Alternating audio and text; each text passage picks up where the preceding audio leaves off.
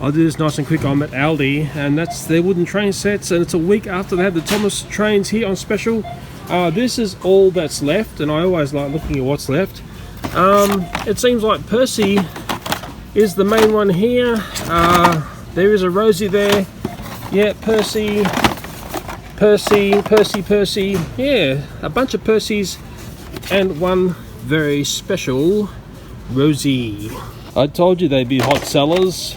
As for that set there, I'm still waiting for the price to come down. I think it's gonna go lower than that. As for that wondrous accessory set there, I'm just taking the gamble and I'm waiting for the price to come down lower than what you see there. And the other thing to note is, and I like the look of this, is there is only one can of this wondrous white lithium grease left here. So someone has obviously worked out that's a good thing for stopping spiders. Yeah, so hopefully I'm sometimes got some good advice for you. There's been huge improvements to my local ALDI, and I'm just going to go back to what was the trolley trap, which has been fixed up. I took some video of an instructional of how this works. I think some people overseas were getting confused in this system because many people don't see a system like this, particularly in the USA. Okay, I'm here at the trolley trap, which isn't a trolley trap now, but before, when I tried to return a trolley, there was no way to basically get your coin back. Now I'm hoping that this now works. So I did look at it in a previous little video I did, but I didn't test it. I just looked at the mechanics of it. So you put your trolley up here, you push it in, okay, you get this here, you put it in here, and that will unlock your coin, so you get your coin back. So this is now a true trolley bay that now works, and it is no longer a trolley trap like it was for about 10 months. And just one more time with the trolley system here. This is another week, so I keep coming back here to see if it's still working. Oh, I love it. I love the sound. Listen to this. Oh, therapy to my ears. And then you get this piece here. That's what was missing before, and you slide it in here. I know a lot of people get confused when they say this because they haven't seen the system, and then you get your coin out there, and your coin can also be a little ALDI token. Oh, it's so good. I want to hear it and see it again. Here we go, and the coin appears. Yeah. ALDI's a great place to get things at a good price. If you see loads and loads of stock on the table and it's sitting there for a couple of weeks, you know that sooner or later that price is going to drop. And sure enough, I watched these wooden toys drop in price. You don't need to hear me say the prices. You can see them change as the video goes on here. And even the Thomas Wood Percy, there was one left, that became one of the cheapest ones on the planet. Yes, even that was discounted. I have seen quite a few Thomas & Friends toys go through this ALDI over the years. Trackmaster sets are sometimes there. There was a glow-in-the-dark set that sold very fast and it never got to a lower price. And there was the other one, that bridge jump set, that was in there for weeks upon weeks upon weeks, and it really gave me an insight into how unpopular that toy is. That sky-high bridge jump playset was a toy that I saw selling in other retailers for $150.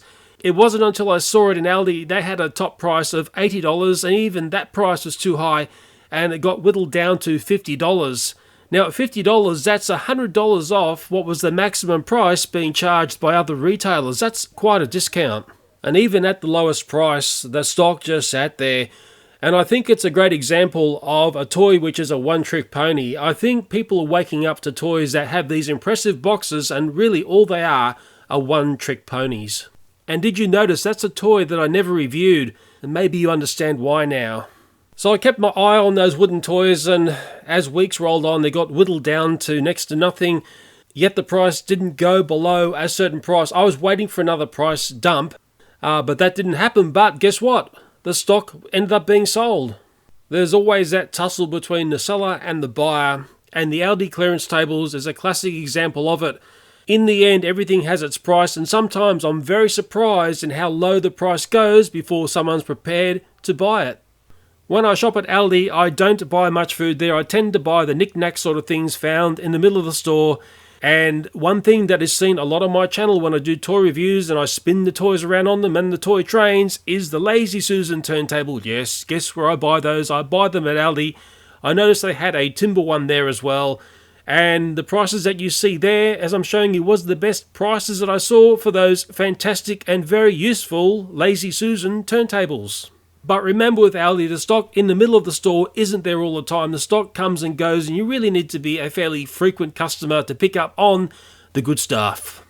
Let's talk about the Thomas & Friends toys and what I'm seeing going on in the stores where I live. And I go to the shops a lot, and I take a very careful note of what's selling and what's not selling.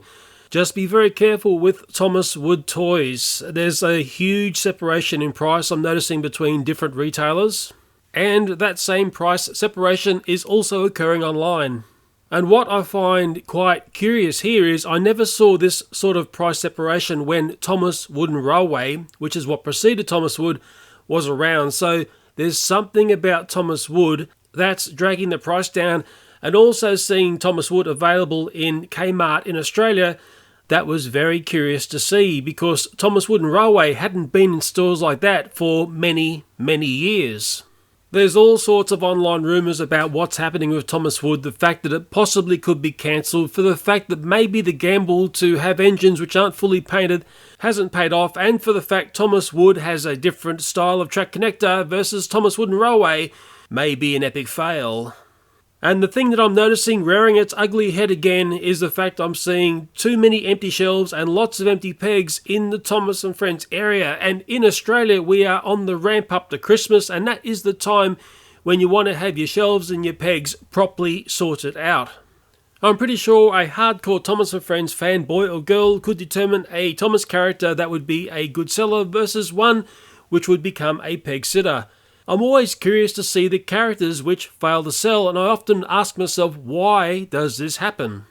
Are the Thomas & Friends storylines starting to generate too many characters? Or are we drifting too far away from that magical Sodor feel that really only happens on Sodor Island? And personally, one of my biggest fears about the Thomas & Friends franchise is this drift away from Sodor Island feel. Hey, I didn't mind going to Misty Island, but I'm starting to worry that Thomas wants to go and venture all around the world.